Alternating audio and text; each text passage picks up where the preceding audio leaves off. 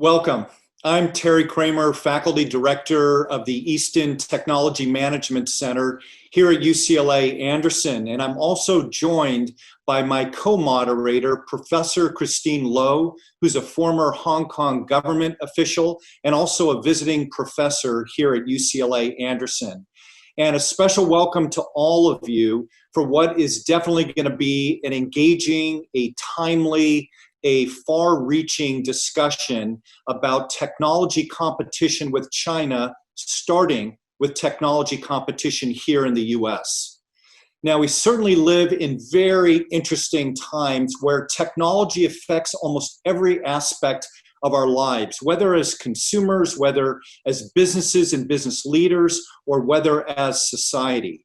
And a lot of that technology impact comes from data and the ability of data to create keen insights about the world around us, and through a lot of unique products and services that in and of themselves are data-based, whether that be autonomous vehicles, whether that be diagnostic tools in healthcare or recommendation engines, etc. And that data and the companies that use that data have the ability in many cases to democratize access to services and information. So certainly data is the new oil, as they aptly say. Now, our speaker today, Tom Wheeler, has got a fascinating, eye-opening proposal that he wants to share with us about how data should be used, who should own that data, and how it can create a competitive advantage for the US amidst an increasingly competitive global landscape. Tom's background couldn't be better. He's got a 360-degree background in industry and public service as an investor. He's been the head of some of the largest industry associations, including CTIA, the Mobile Industry Association in the US, NCTA, which is the Cable Industry Association. He's been a successful investor and board member, and probably most notably for our conversation this evening, he's the former FCC chair in the Obama administration. And during his tenure, he had proposed the groundbreaking net neutrality rules back in 2015. Now, for the format of the session, I'm going to ask Tom a couple of questions just to set the landscape broadly, and then I'll turn it over to Professor Christine Loh, who will really engage in a conversation with Tom about the details of his policy proposal. And then I'll ask a series of questions towards the end regarding the implications of this policy, who owns what might be some of the unintended consequences, and then we'll open it up to your questions via Slido. And to submit your questions, go to slido.com, SLIDO.com, and enter in the event code 98146. Again, 98146. And you can either enter in your own question or you can upvote one of the existing questions. And I'll endeavor to pose to Tom some of the most popular questions that are out there.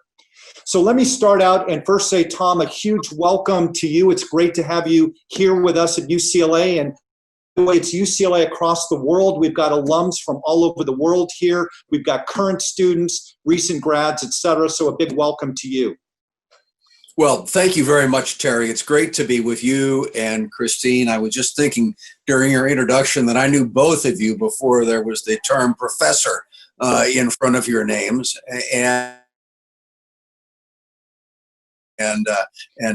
our mutual friend and great UCLA supporter, Craig Ehrlich, who I imagine is watching in right now. Absolutely. And 20 years, I think I've known you, Tom. So let me just start out and get the landscape. Tom, you see industry, you see technology, you see innovation from a variety of angles.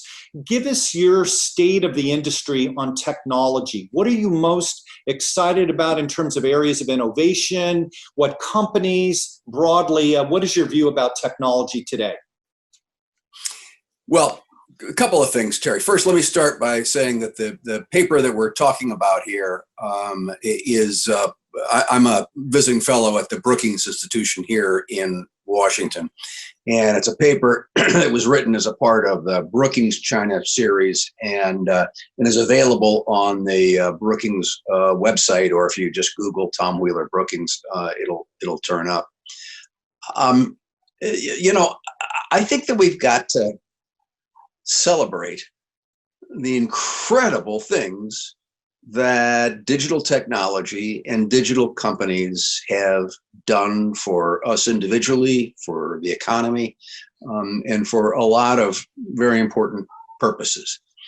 But at the same point in time, we've got to recognize some of the consequences of those activities.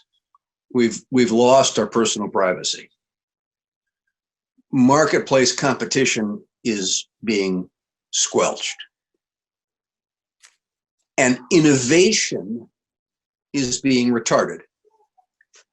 And so the point that I was trying to make in the paper was in particular vis-a-vis China and the competition between our two economies.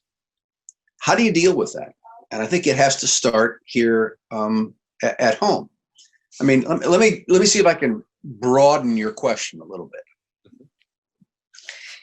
The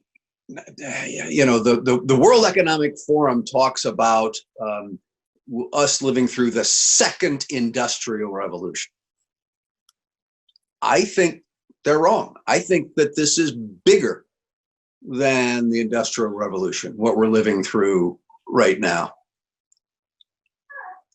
And it's bigger because it's different. And Terry, I respectfully disagree with your comment earlier that data is the new oil. You know, The Economist had a wonderful cover story on that a few years ago. Oil is an industrial era asset. And the characteristic of oil and all other industrial era assets is that they were exhaustible, right? You burn the oil, it's gone. They had single function, and they were rivalrous. So if I had oil, you didn't. Mm-hmm. Digital assets are entirely different from industrial assets in that they're inexhaustible. You know, if the use of digital, to creation of digital products and new digital products is just the reuse of information that's already there. I want to go and get a new copy of Microsoft Word. I want to go get and become a new person on Facebook, a new user on Facebook. It's the same asset that was used for the previous person, number one. Number two, it is iterative in that the use of data in a product creates data, which creates new products, and it becomes a perpetual motion machine. And lastly, it is non-rivalrous, because if I use a piece of data, you can use a piece of data. And it's not like oil where I use it and you can't. And so you've got these three kind of significant changes in the nature of assets that you then combine with the low marginal cost of acquiring those assets and distributing them. And it means that what we're living through right now is actually greater mass production than in an industrial era, which was an era characterized by mass production. We have more mass production today than was true during the industrial era. And as a result, digital companies are not constrained like industrial companies were by supply or production, but by demand. Mm-hmm.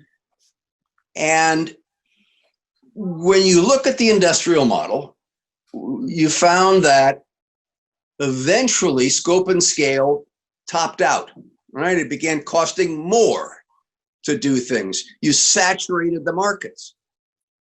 In the digital market, it just keeps going. And so we're looking at two different types of assets, taking advantage of marginal creation and marginal distribution costs so that the digital economy and it can no longer operate under industrial economy rules because it's different. And my last point, and I'll shut up, we are existing in a digital economy that has no rules. That, you know, in the industrial era, capitalism was saved, if you will, because the inherent excesses or the incentive to excess that is inherent in capitalism was constrained by rules. Even Adam Smith, you know, the father of the invisible hand, said there have to be rules. But we have no rules in the digital economy. The rules are being made by the digital companies, not by society and society's representatives. You know, move fast and break things, I think, really means move fast before everybody else catches on to what we're doing and does something about it.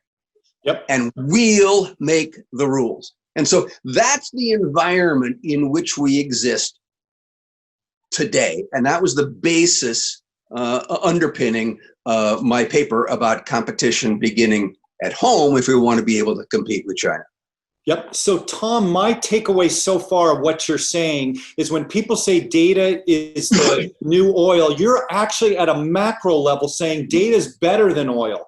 There's more of it. It can do all these great things, but how you govern it, how you manage it, and who the spoils go to is increasingly worrisome. But data is better than oil in essence, unlimited supply.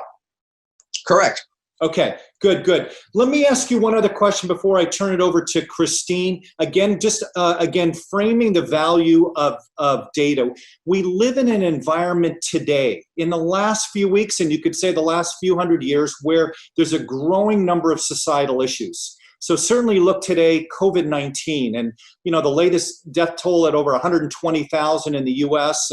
and huge number of cases. You look at some of the latest issues on racial injustices that have occurred and fundamental things that have affected society.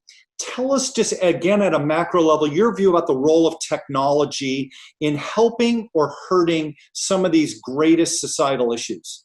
Oh my goodness. I think that, the COVID is a classic example of the great things that technology has done for us. Look at here. We're sitting here. We're talking over an IP-based platform using an IP-based network. Thank God COVID didn't happen 10 years ago. And it has changed the experience of how do we deal with a pandemic like this. The tragedy is that all of us who are participating tonight are blessed that we have access to high-speed broadband, but there are, more than 20 million Americans who don't, and they can't get high-speed broadband. Mm-hmm. There are an equal number of Americans who have broadband going by their door but can't afford to bring it inside. This whole thing has become manifest to us as we watched school kids going to school on Zoom. One of the things that I was proudest of about my term as FCC chairman is when we came in, there were only about 30% of the schools in America that were connected to high-speed fiber cable. and to get to the internet. And only about half of those schools had Wi-Fi that took the internet to the student's desk. And when we left, over 95% of all the schools in America had Wi-Fi, high-speed internet to every student's desk as a result of the programs that we put in place. Mm-hmm. But what did that do? That accentuated what came to be known as the homework gap. Mm-hmm. Because here you are at school using high-speed broadband. Your teacher assigns you homework. You go home and you don't have access to broadband so that you can do your homework. Looking at the situation we have today, mm-hmm. You cannot apply for a job with paper these days. If you can't get access to broadband at home, how are you going to apply? Of course, you can go to the library, and of course, you can go to borrow somebody else's and this sort of thing. But the fact of the matter is that we're existing in an environment where this crisis has made our ability to connect on a high-speed broadband network more essential than ever. And there are great chunks of America that don't have that capability. And unfortunately, the Trump administration pays a lot of lip service to it, but hasn't done much about it. Okay, so the common theme, Tom, to the two questions I just asked you is data is better than oil. At a macro level, technology, data, et cetera, have the potential to create great outcomes economically and access, et cetera, but how the kind of spoils are getting allocated. On the first question, the spoils getting allocated to digital companies. And the second one, how the spoils are getting allocated to the society itself, to users and individuals, is not ideal.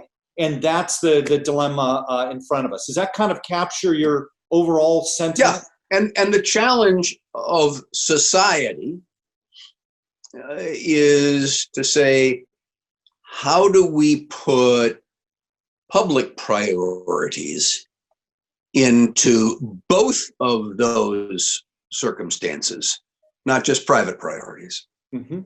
Excellent, excellent. Christine, let me now turn it over to you to really get into the deep dive on the policy proposal here. Right. Well, thank you very much, Tom. I think you were great in really bringing us all up to speed on the importance of data.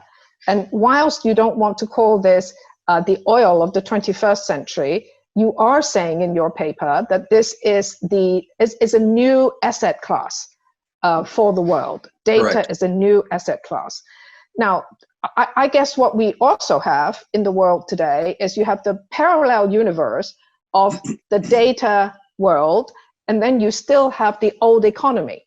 I mean, the oils and so on, the natural resources and industry, they are regulated in the traditional way. But data, what you're saying is, we really need to have a good understanding of it so that this new asset class has to be treated completely differently because it has a personal aspect and that it has a social aspect. Can you say a little bit more about how you think this ought to be regulated? So that's the first point. The second point that you brought up is this notion of, if you've got to be innovative in society, you've got to move fast and break things. If you want to be innovative, you can't restrain the innovators. Now, in your paper, you don't really agree with this, but is it that the world hasn't quite sorted out these two types or the two parallel universe, right? The old world economy and capital assets, and this new developing class of capital asset. Can you say some more about these two issues? Oh, I think you explained those both very well, Christine. I mean, the reality is that we are oversight of digital activity for the most part does not occur, and we can talk about why. And when it does, the only things that can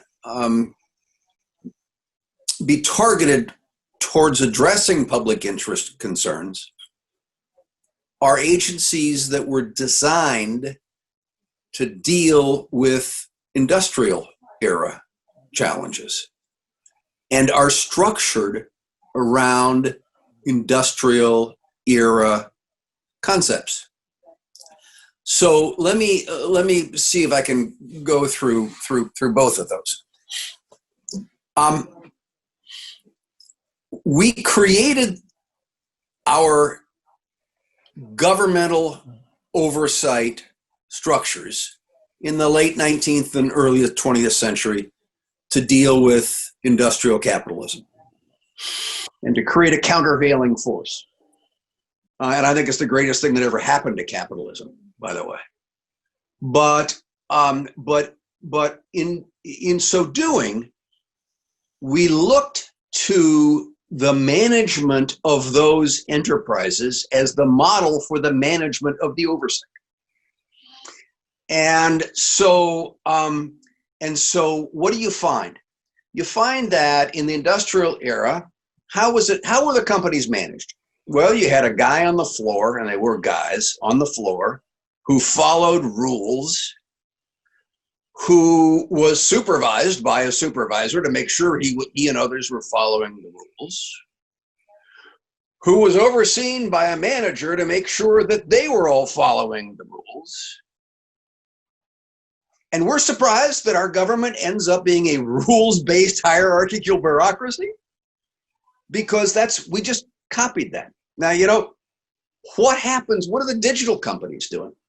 Digital companies aren't hierarchical in that kind of way. I ran a software company years ago, and this was in the 80s, and we built software just like Ford builds trucks, that it goes down the production line, you do this, you do this, you do this, you do this in a linear pattern.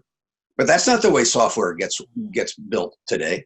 Today, you build software and it is never done. Every time that your iPhone updates or every time that your computer gets an update, it is practicing agile development and agile management, because the product that has been built has to respond to the changes that are going on in the world around it. And that's what we need to be doing in terms of how we oversee these companies. How do we bring agile regulatory oversight into this structure? So that's kind of your first question. Right. Your second question about innovate. Excuse me 1 second. I've got to close the door in my office here. Okay. I'm just hearing too much noise.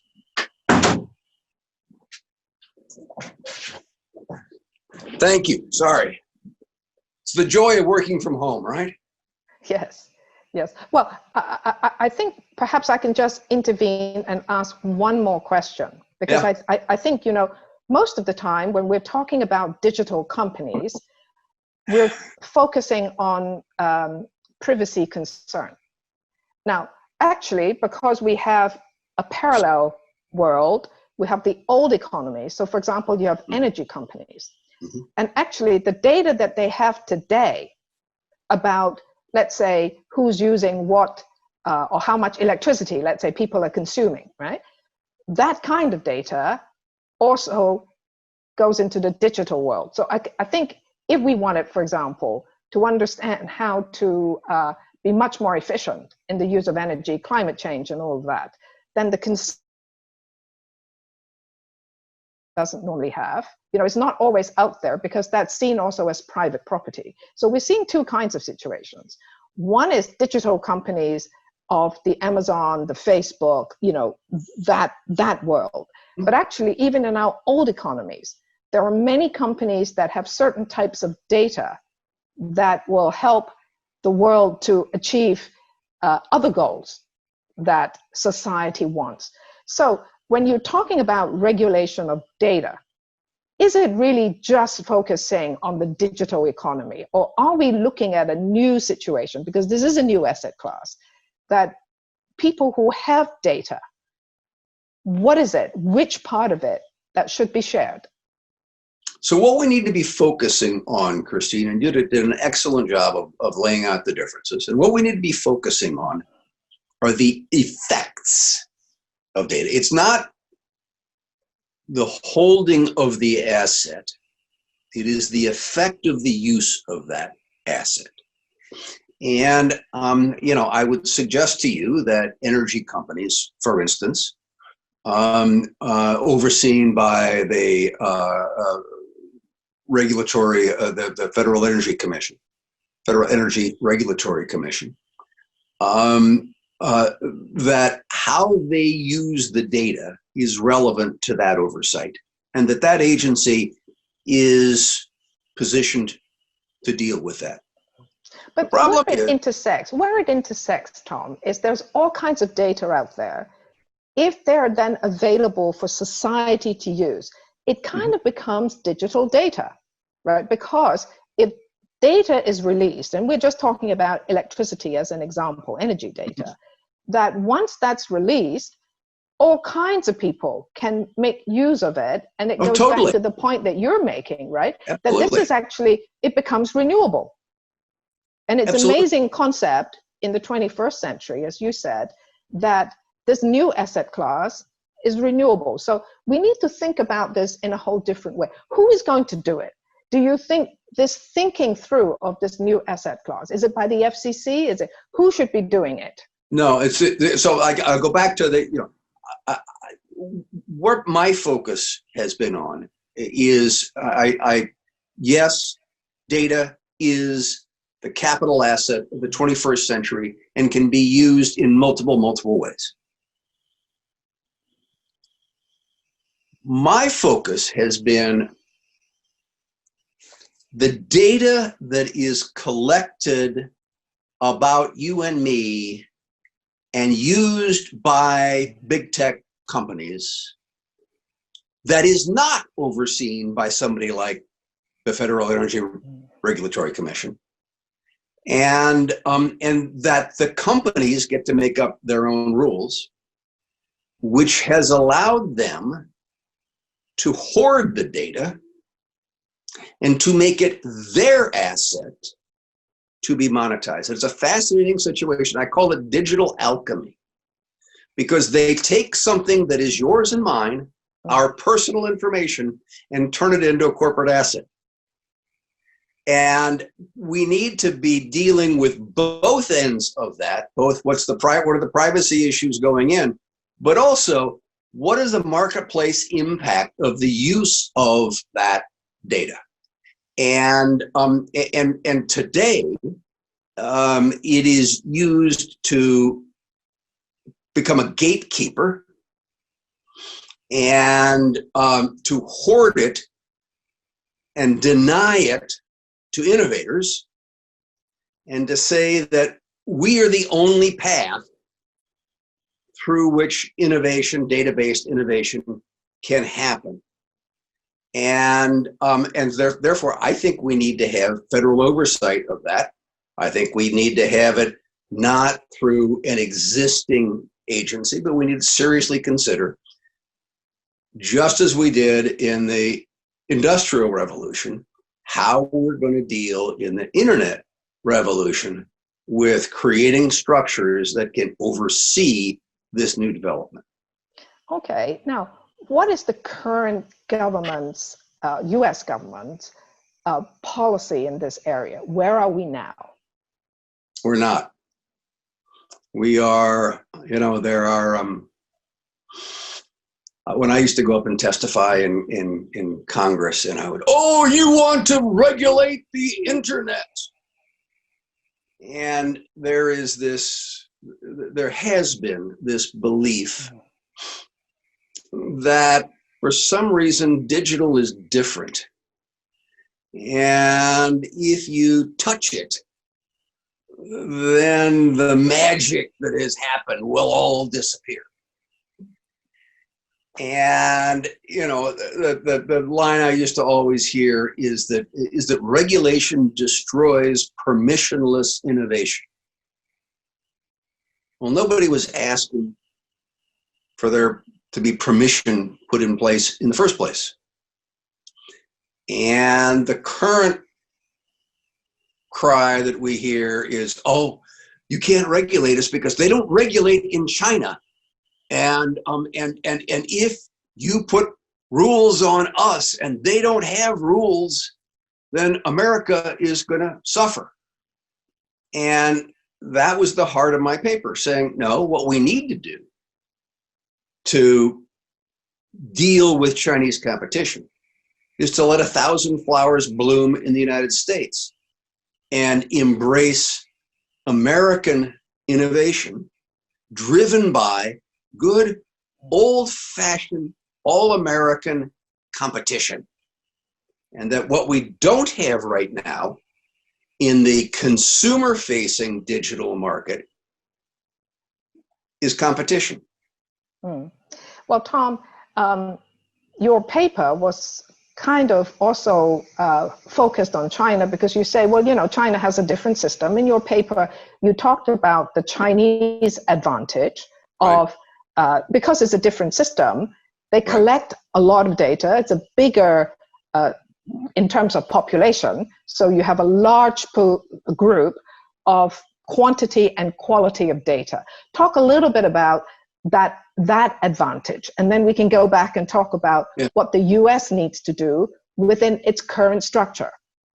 And this is particularly significant when one starts considering artificial intelligence, because all that artificial intelligence is using a lot of data to make a pretty good guess. But look at, I mean, China has great advantages. Billions of people all producing data. An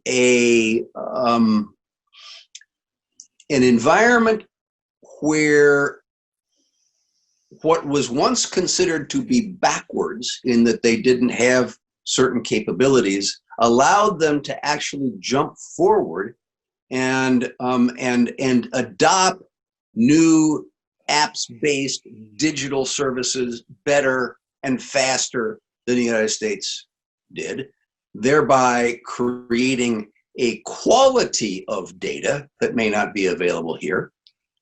And thirdly, they have a government that said, this is going to be a national priority.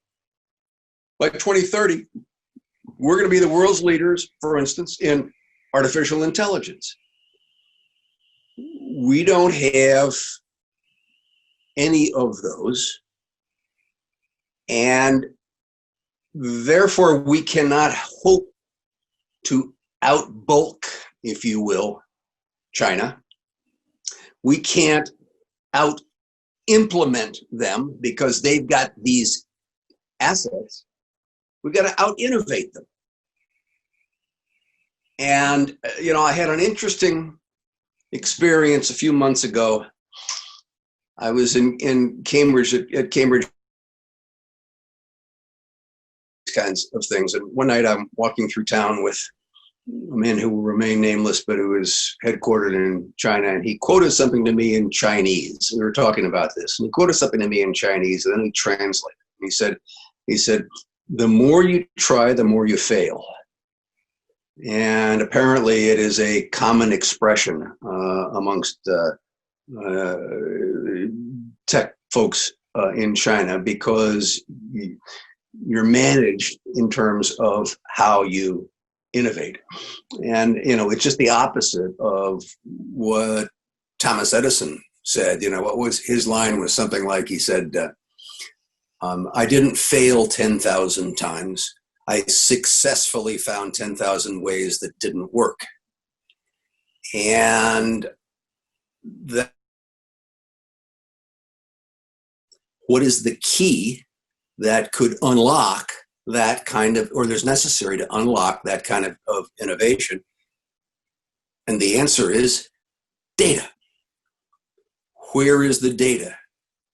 In our country, it is hoarded by a handful of big tech companies who use it for their own purposes, and who use it to create, to become gatekeepers and deny it to others who could be innovators.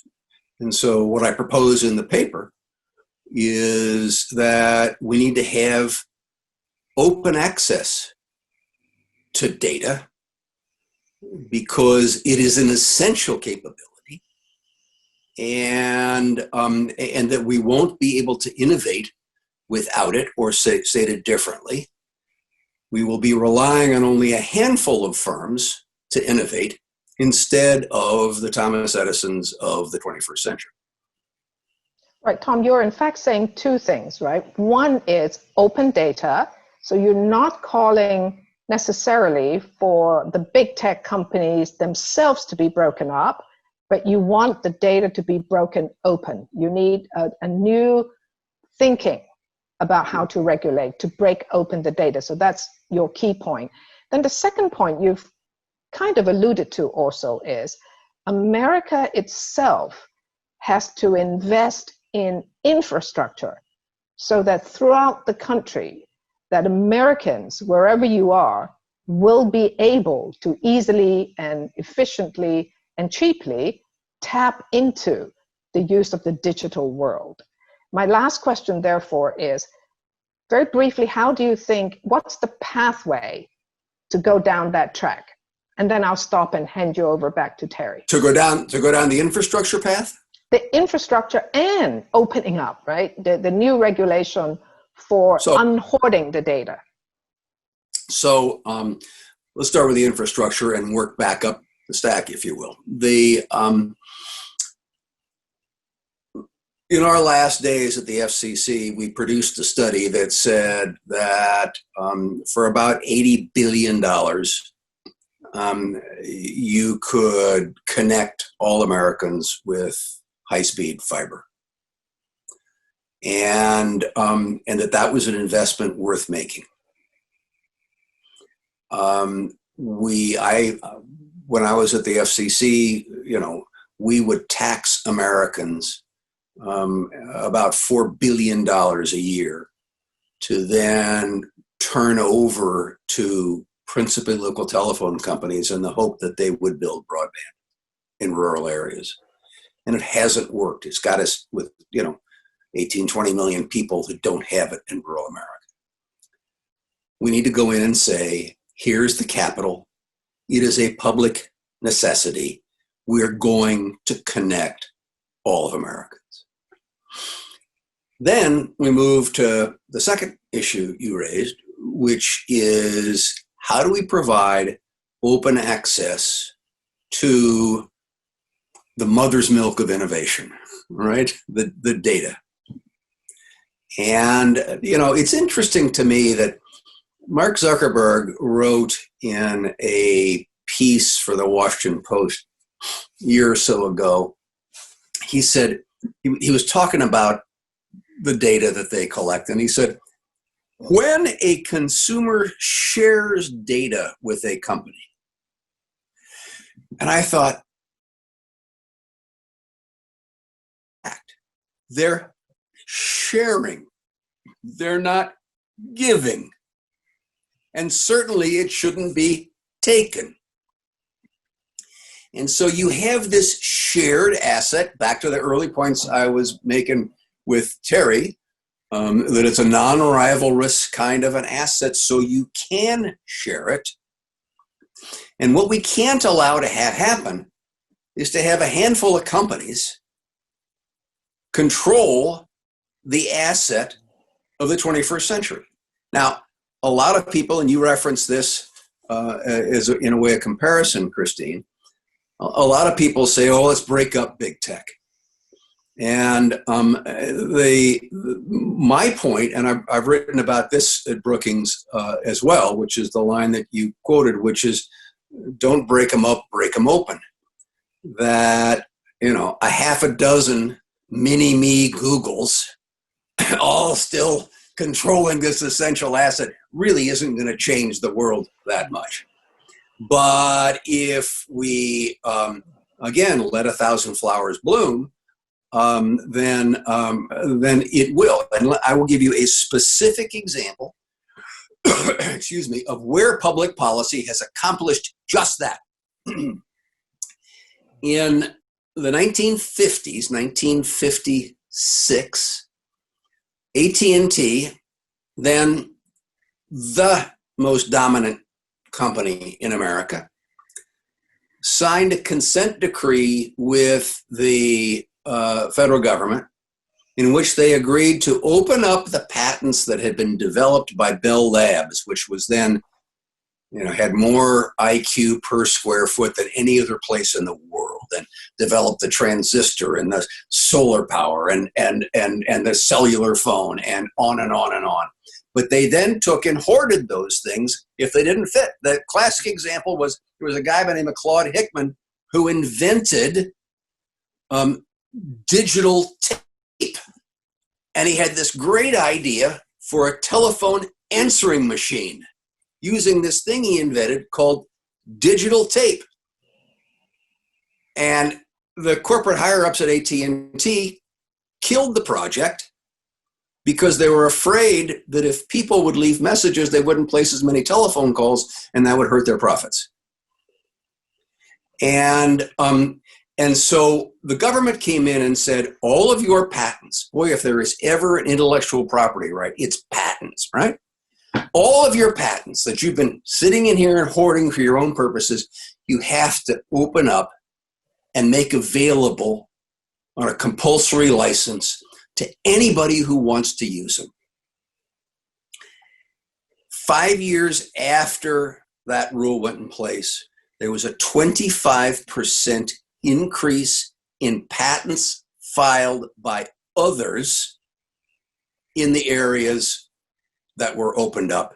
And the classic example is that Gordon Moore, who, as you know, is one of the founders of Intel, says that they couldn't have gone down the path to build Intel and to build international leadership in semiconductors without the basic patents about semiconductors and transistors that were held by Bell Labs being forced open by the government. So that is exactly what I'm proposing here. It is something that Mark Zuckerberg says already is shared. Now let's keep sharing it so that there can be new innovators who will put it to new purposes. Great. Tom, thank you very much. I'm going to hand you back to Terry. Excellent, Tom. I'm enjoying just learning and listening to everything you're saying. And let me launch in now, kind of understanding. But this is what you get to say, but here's where you're huge but. Here's where you're full of it, buddy. Here's a huge but. So let's assume you're back at the FCC and you've got to put this forward and you've got to be responsible for good outcomes here. And right, so any type of policy proposal, you're always thinking about, are there unintended consequences? Are there risks, etc.? I want to run through a few of them in my own mind that I would wonder about and see what your thought is on them. So first of all, you've aptly pointed out that there is a difference between assets and companies, and oil is not like tech, and etc. First of all, most people in tech would say that there are scale economies required to get really good outcomes. And let me give you a few examples. You look at companies that are in the autonomous vehicle space. So you look at Waymo, and you look at some of the work that Cruise is doing, and you look at some of the work that Uber and Lyft are doing.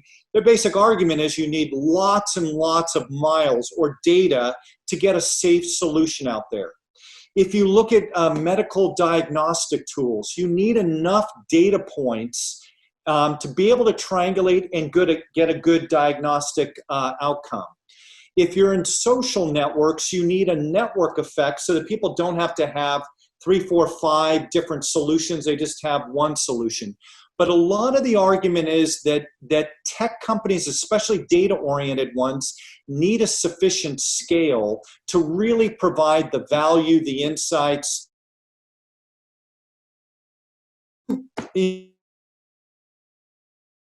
subscale innovators. Global landscape are really not winning the battle. Well, first of all, you talk about scaling. Openness is scaling. It presents the opportunity for 1,000 flowers to bloom. Secondly, it's not taking anything away from Uber or Waymo or Google or whoever the case may be. Remember, these are non-fungible assets, okay? They can continue doing whatever in the world they want to do with their assets, but it is saying that you're not going to be the only decider as to what goes on and as to what the definition of innovation is. So I would submit to you that opening access to the data is the greatest scaling opportunity that ever existed. Okay, so let me ask you the next question, though, related to that, because those companies that today, let's say they own the data, whether or not they should or not, have to get an adequate rate of return. So they have investors. Many of these companies traditionally do not make much money up front. We certainly see it with ride-sharing companies like Uber and Lyft, that they're loss-ridden, but they're working towards the future that's much more profitable. In their case, it would be when autonomous vehicles come out. If they are not able to get to that critical mass that allows them to have some sort of advantage, then aren't you worried that the ability to draw in capital, to get investors to put in money that allows them then to execute on that, is going to be so weakened that they're, again, not going to succeed on a global stage? Well, you know, the advantage that all the digital companies have is huge margins on their use of the data. They get the data from you and me for free, and they turn around and sell its use at a bottleneck price, what the economists call monopoly rents. So you know, that's frankly one of the things that drives their stock prices, is that their margins are so humongous. But I don't think we should be making policy based on preserving stock prices. You know, Okay. I think we need to be making policy based on what is in the best interests of the American public and a competitive market. But again, I go back to the point, nobody's taking data away from them. Nobody's saying, no, you can't do this. But, you know, we do have this old tradition called competition every place but in the digital environment. Yeah. Let me then, on that next point, again, on how they monetize. So you mentioned they're getting, customers' data. Many of the tech companies have free models. Their economic model is, we're giving you free search, we're giving you a free social network, et cetera. In exchange, we're going to monetize your data, generally through advertising. So I always do a poll in my class on social networks. I said, hey, listen, let's assume that data is now shared. The ability to monetize is going to be less. How many of you are willing to pay $10 a month for Facebook or Instagram? How many of you are willing? And nobody's hand goes up. How many people are willing to spend $5 a month? Nobody's hand goes up. You get down to somewhere between free and $1 a month when people are willing to pay in exchange for kind of owning their data. Does that worry you from an end consumer standpoint? Not from the stock price standpoint, but the end consumer is going to end up having higher prices as a result. I think that's a phony issue. The companies are not monetizing access, not monetizing the service they provide you with you. They can continue to provide it for free. The question is, what they're doing with the data that they collect from you is getting monopoly rents and extremely high margins. This is a razors and razor blades, or this is HP and ink cartridges kind of a example. Why is it that HP can almost give away a printer that you know is worth more than the $79.95 you just paid for it?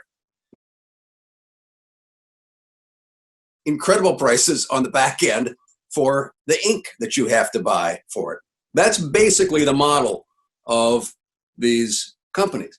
And so when they go around saying, oh, it'll destroy everything that's free, no.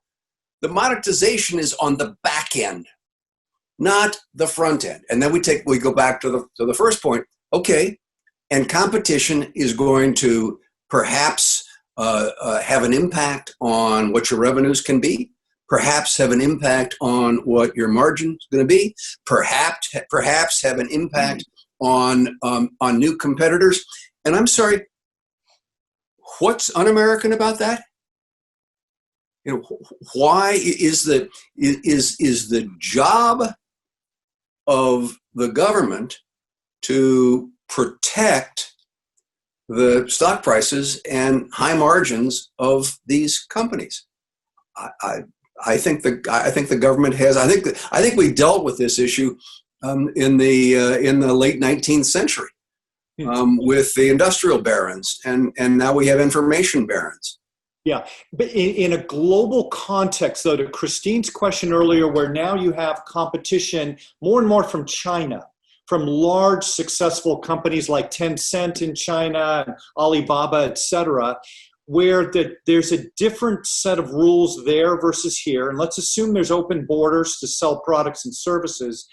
Doesn't that create a disadvantage actually for U.S. companies in their own home market competing with Chinese companies and other companies? Well, that's a matter of international rules, which we certainly haven't been doing much of lately. You know, according to John Bolton, it was I'm just do the things that'll help me get reelected in his dealings with China. But let me go broader on that.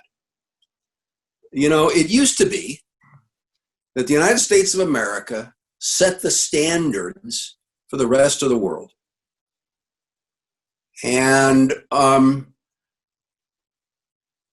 because of the fact that we ourselves don't deal with these issues, we have left the door open for the other governments of the world to do it. We've left the door open for states in our own country to do it. And I wrote another paper at Brookings in which I talked about, Oscar Wilde in Lady Windermere's Fan. Oscar Wilde had a great line where he said, there are two great tragedies in life: not getting what you want and getting it. And the digital companies have been so successful in stopping the US government from doing anything meaningful in terms of oversight, that they have left the door open, and they've walked away from American leadership for the rest of the world. When we put the open internet rules in place, 2 weeks later, I was in London sitting with my 28 counterparts from the EU, helping them write their net neutrality rules so they would follow our rules. But first, you have to have your rules. First, you have to know what you want to accomplish. And instead, we're saying, no, we're going to wash our hands of it because digital is magic. And the rest of the world steps in and says, we don't have to put up with that. And in an interconnected world, we're allowing the rest of the world to make the rules. Mm-hmm. Good. Let me ask you two other questions before I take the audience questions here. And again, this is all kind of in this category of unintended consequences at worst nightmare scenarios. The last point you just made, if we look at Europe today, many people would say, well, they've taken a much more active role in protecting the rights of data, of users and their data. They've been much more aggressive on looking at antitrust-related issues, et cetera. But on the other hand, you'd look at them and say, well, wait a minute, they seem to be punching below their weight, given the economic power of Europe, given the population, et cetera. They're not creating the innovators that they should be for their size of geography and everything else. Is that a nightmare scenario that we inadvertently, with all good intent, create a less viable?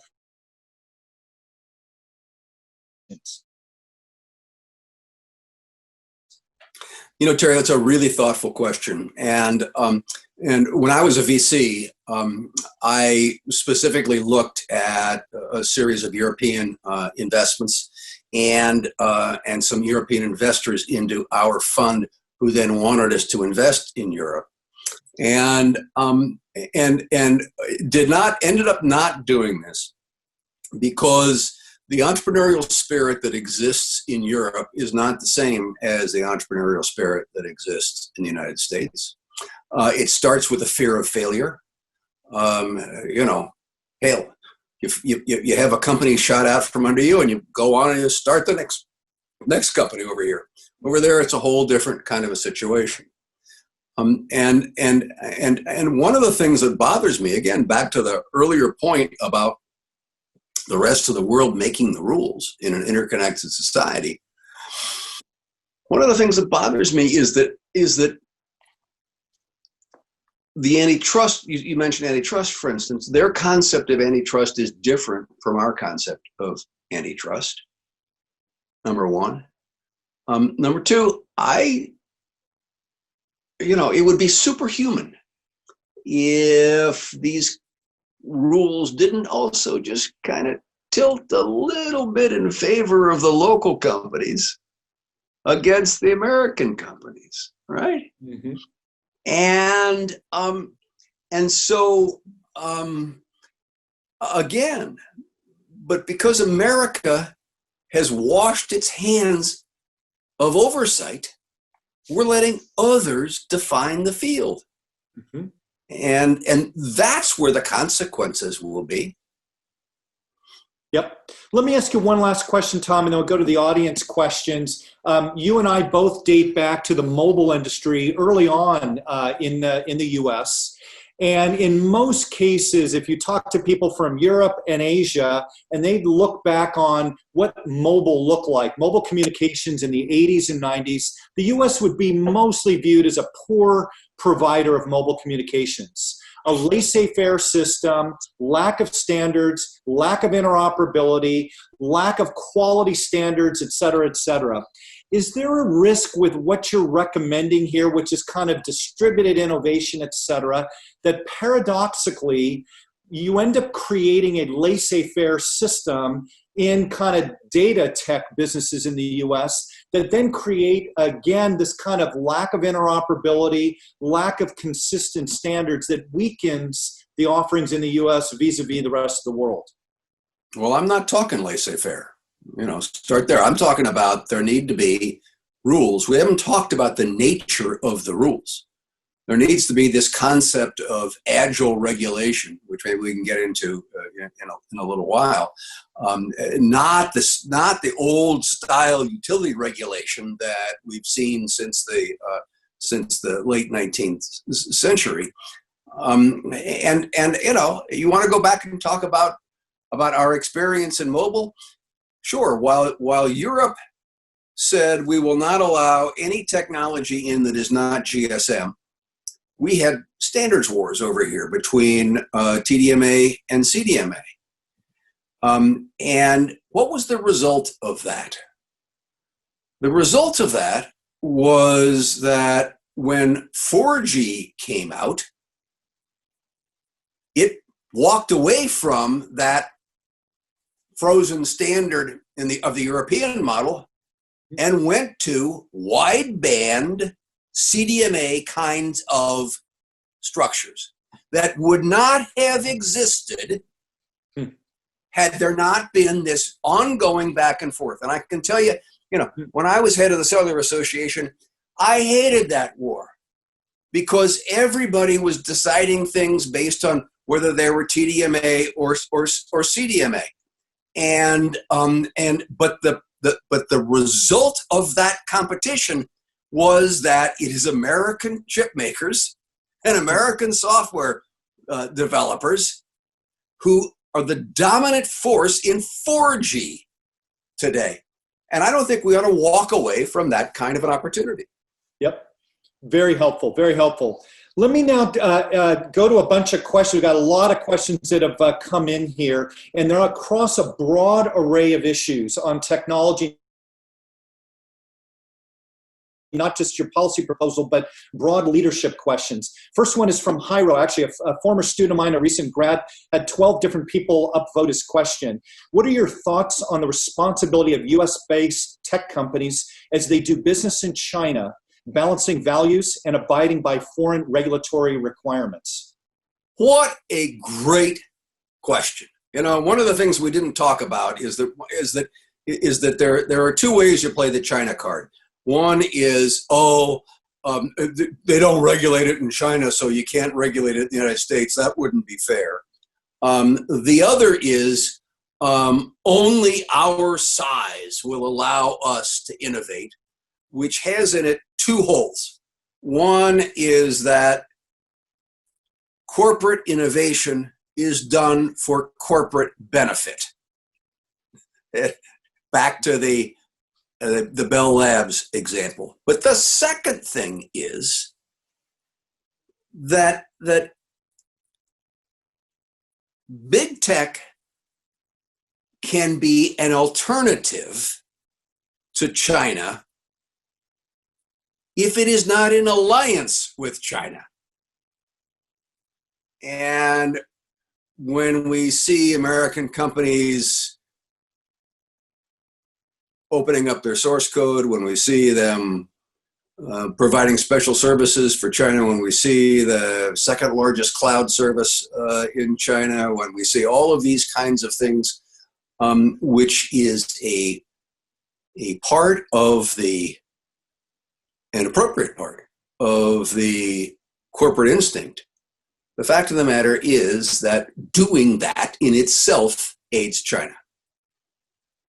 So, Tom, if you were to look at Google, which for the most part is pulled out of China, versus now Apple more and more is abiding by local regulations in China, are you basically saying you applaud more what Google is doing there than Apple?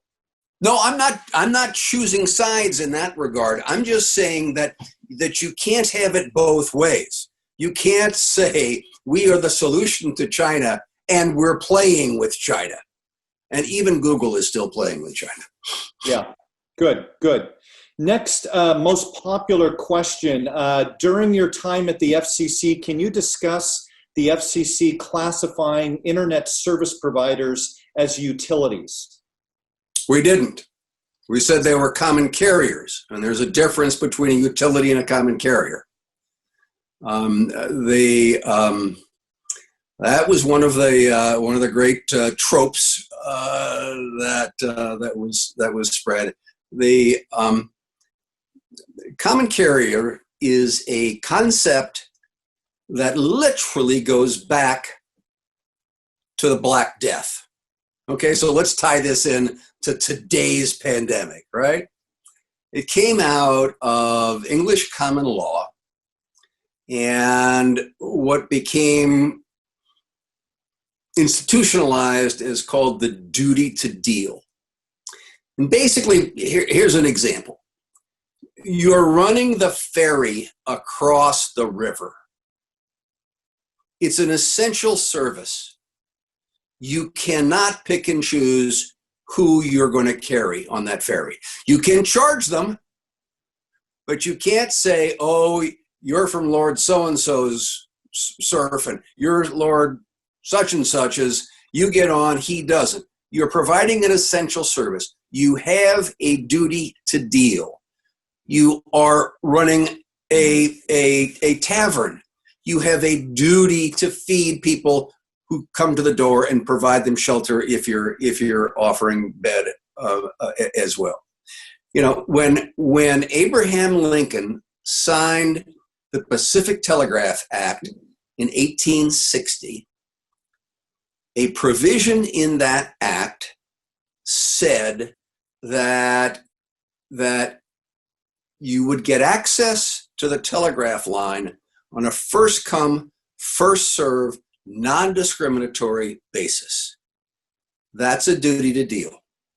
That got carried over into the telephone system, same kind of a concept. We wouldn't have the internet today if there wasn't common carriage. Remember with the screeching modems that we used to hook phone lines because they had to carry us. And what we did was we extended that structure of non-discriminatory access. We cut out the micromanagement provisions. There are something like 45 sections in Title II of the Communications Act. We eliminated 27 of them because they were indeed utility regulation. But we came to the conclusion that this is an essential service, and I think COVID is showing for sure that it is. This is a service for which, when we were looking at it, 3/4 of Americans had no alternative choice. You know, if you want to come, if you don't like this, you know, tough. And that therefore this was a bottleneck and there was a duty to deal, and they ought to be able to let anyone onto that network. Mm-hmm. Excellent. Tom, let me ask you a leadership question that's related to this, because I wanted to get to a little bit later on. When you were putting forward a lot of these proposals, and net neutrality is one of them, I can only imagine the massive pushback that you got from a variety of people. I remember sitting in your office, and I forgot the number of complaints that came in, death threats, this and that. Right. Tell us about leadership. I mean, because most of us as human beings don't like lots and lots of criticism. We like to kind of feel like there's a path we can get through, but just tell us a little bit about leadership in that context. Oh, golly, Terry, I don't know. But yes, there were certainly a lot of challenges, and yes, there were death threats, and you know, I mean, there was the morning that I walked out of my house, and I couldn't drive my car to the office because people were laying down in my driveway in protest. You know, people would accost my wife when she went to exercise class. I mean, it's silliness, but it's just, you know, I mean, it goes with the turf, and you just got to keep focused on what you think, what you believe your principles are, and do it. I mean, you know. Good. It's Terry, good. can I ask a question? Terry, Please. can I, you know, Tom, I think what the rest of the world is also used to looking at America as a leader. And what you're telling us is actually over a period of time, somehow America has disengaged. And in defining the digital future, what you seem to be saying is if the US doesn't come back in, first of all, being willing to exercise intellectually how you want to deal with this new asset class. And also, aren't you really also saying that you also do need to look at the rest of the world? And in the past, you know, the world was all quite different as well. People had their own regulation and their own assumptions about competition and so on. But yet, if you want to lead, you have to be the first to at least define the landscape and say, this is how we're doing it, this is the logic. So when America is out there and saying, you know, here's what we propose to the world, you're sharing that whole thinking. Now, people may tweak it in different places, but if you haven't got it all together, you know, you ain't going to influence anyone. Now, China has their own thinking about it, but leaving China aside, I mean, where do you think America needs to go today to get back into that intellectual leadership? Because with the intellectual leadership, you will also put the legal and regulatory tools around it. That's right. So a lot of people need to focus. Christine, I fear that today in the United States, we have a government that is run by people who do not believe in government and who are not intellectually curious, which are the two key things that you just identified. And if we are going to have world leadership, we have to begin with our own domestic leadership. And that's more than driving people apart. It's finding the unum. You know, our founding fathers created as the national motto, e pluribus unum, out of many, one. The politics of today is ante unum. It drives us apart rather than finding common grounds. Democracy succeeds when we are able to overcome our inherent tribal instincts in the belief that if we all band together, a rising tide will lift all boats. Now that's mixing all kinds of metaphors, but that's what the key to democracy is. And the reality we're living through right now is that the political strategy, at least in the Trump-led Republican Party, is to do this and to be anti-unum. You cannot lead in the world if you cannot come together domestically. And that's the challenge that we have right now.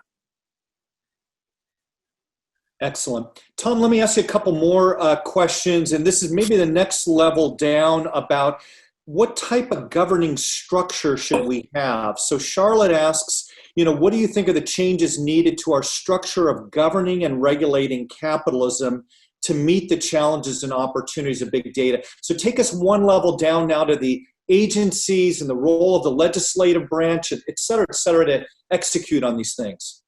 So that's a great question, Charlotte. And I think we need a new regulatory paradigm, if you will. I talked a while ago about the industrial era and how it was rules-based bureaucracy.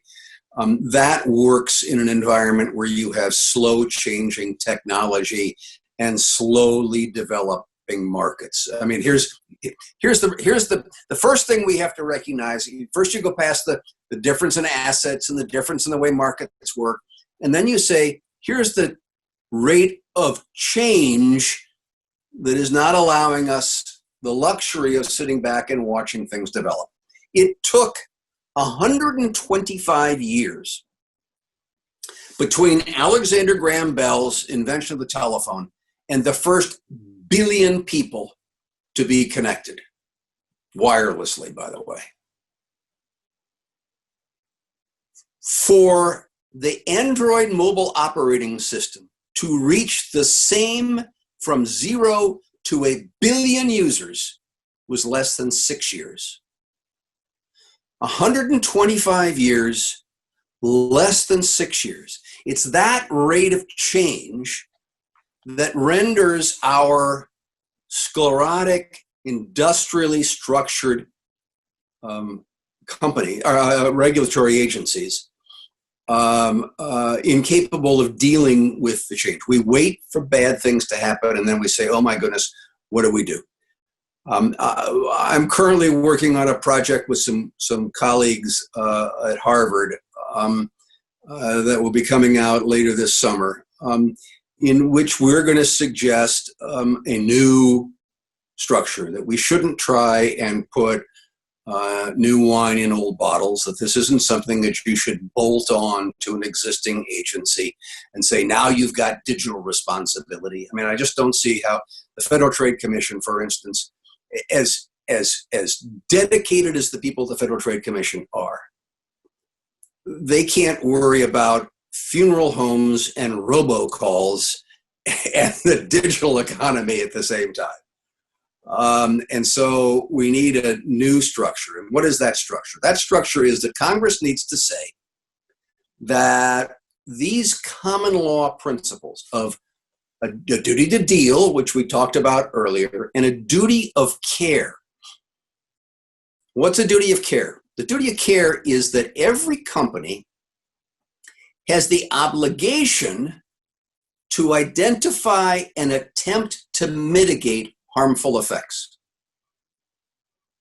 And if Congress were to draw the four corners of regulatory expectations, saying you got a duty to care and a duty to deal, and then say to perhaps a new agency, we want you to make the judgments on this, and we have this, dear companies, we have this expectation of a duty to care and duty to deal. Dear agency, you need to be upfront making judgments about that. And then we need to create a new regulatory structure, where instead of this rigid notice and comment, producing rules that are in themselves micromanaging of things, which goes back to the question the person was asking previously about utility regulation, which is micromanagement. We need to have risk management instead of micromanagement. Identify what the risk is and mitigate it.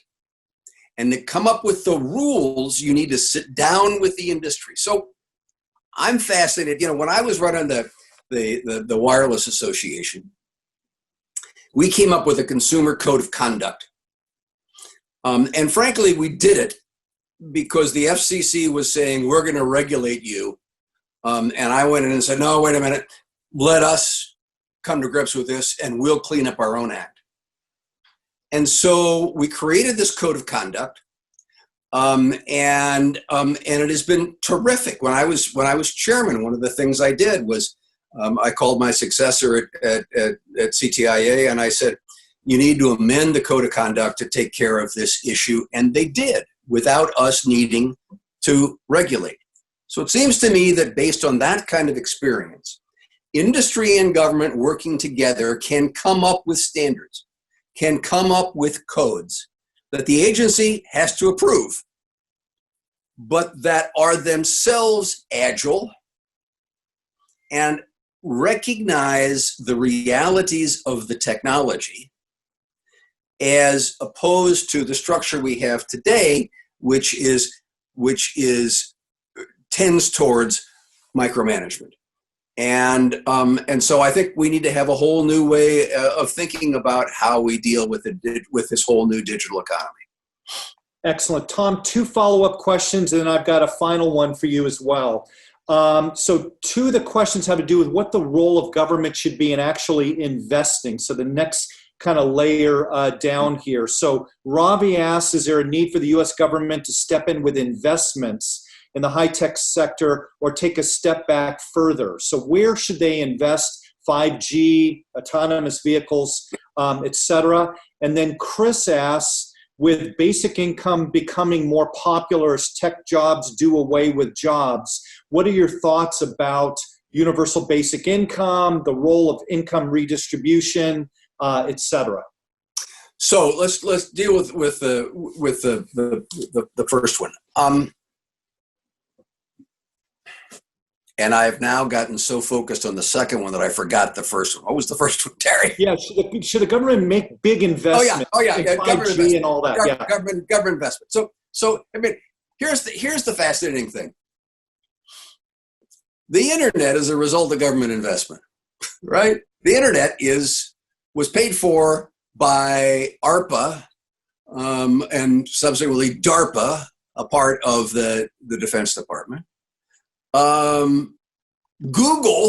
the original work that Sergey and Larry did was funded by the National Science Foundation. The microchips were made possible by the 56th consent decree and then other government actions. And it's just fascinating to me as to how everybody forgets that it was government involvement and government investment that created this thing that is now saying, oh no, we can't possibly have government in here, it'll screw things up.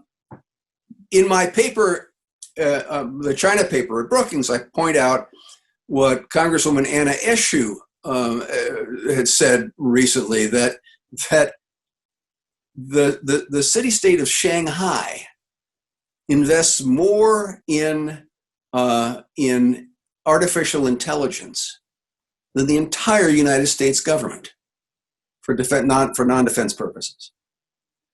I mean, that's ridiculous. Mm-hmm. If artificial intelligence, Vladimir Putin, I've got another quote of Vladimir Putin say, whoever wins artificial intelligence wins the future. Well, we sure as hell ought to be competing for that and investing in that. And the first Trump budget cut those kind of investments drastically. Fortunately, he's increased them in the new budget. But we need to be supporting those kind of activities with government investment, period. insofar as the question of guaranteed basic income, I am a strong believer that everybody has the right to earn a decent wage, and that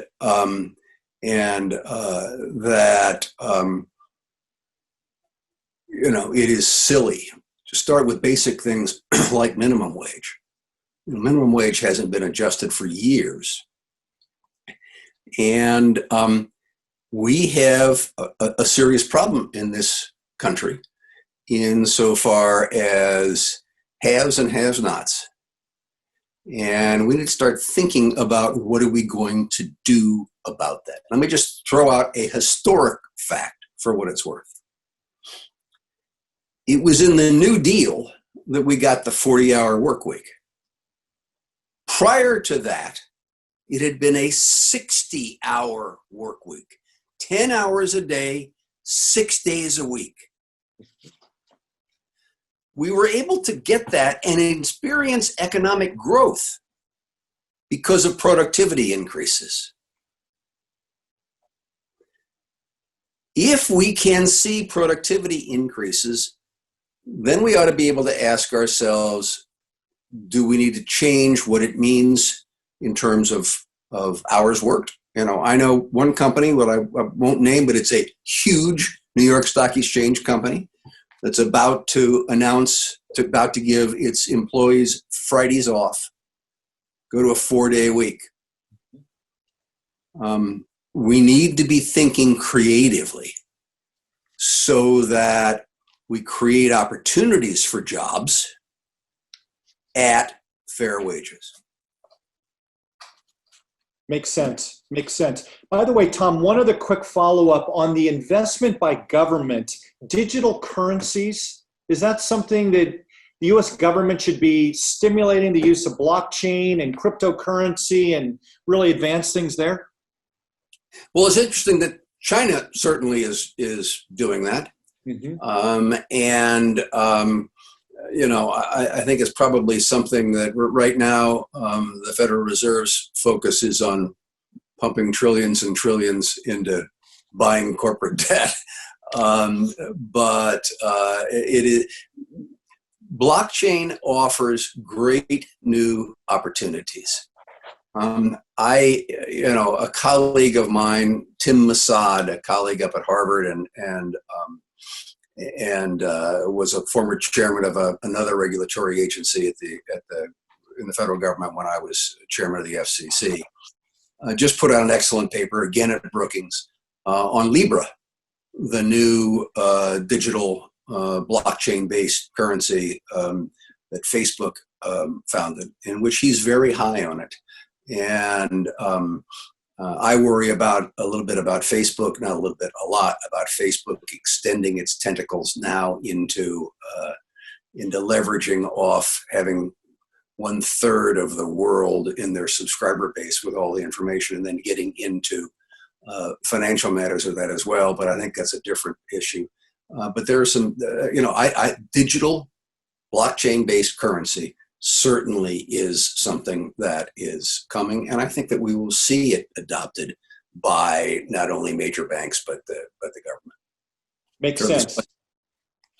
Tom, let me summarize what I took away from your points this last hour or so, and give you a chance to make any upgrades on it or any final messages, and then I want to do a couple thank yous to close everything off.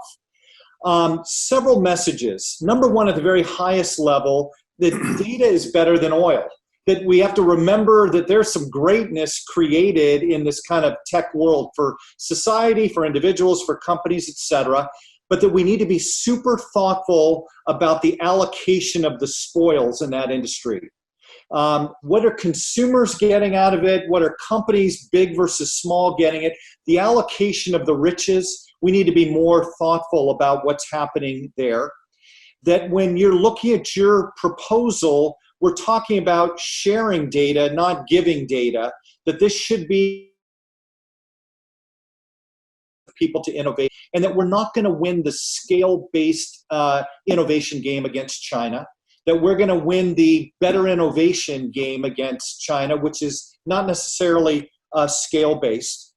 And that from a leadership standpoint, to be a good leader, whether at the FCC or in business or anywhere else, you better be good at looking at the chess game, which I think implicitly in what you're saying is we've created these great things in tech, but be careful where this is going. This movie may not end up all that good, and you better have a suggestion for how you create success longer term. That may not be all that popular today, but you better have a North Star to stick by that, i.e. the net neutrality and other things that you had to deal with to really advance things. And that finally, your view today is the role of government is we're punching below our weight.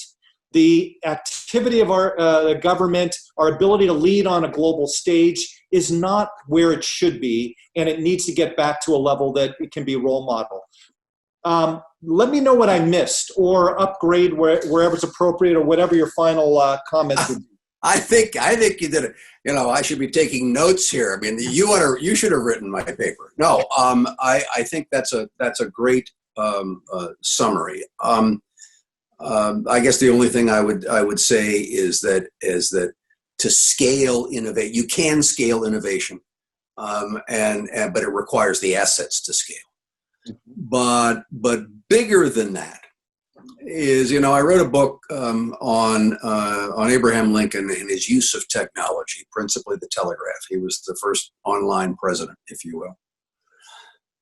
And Lincoln said that the job of government is to do for the people what they can't do for themselves. And I think that's the reality that we see here today. And that that the rule-less digital economy needs to exist within the four corners of principles-based, responsible expectations that need to be created not in the image of the old industrial economy, but to reflect the realities of the new digital economy. And that's something that only government can do. Well said, and from the heart as well. Listen, let me just say in closing several thank yous. First of all, this was a collective effort getting this event together, and it shows you, Tom, the broad-based interest. There was a set of sponsorships and promotions of this event from our law school, our public affairs school, our engineering school, within Anderson, the Easton Center, and the Center for Global Management. I wanted to thank all of the people that helped promote this, to sponsor this activity. I want to thank Christine. Christine has added a whole new dimension about our understanding about the world and about how business gets done in a variety of places. So Christine, like always, it's a thorough pleasure to partner with you on this.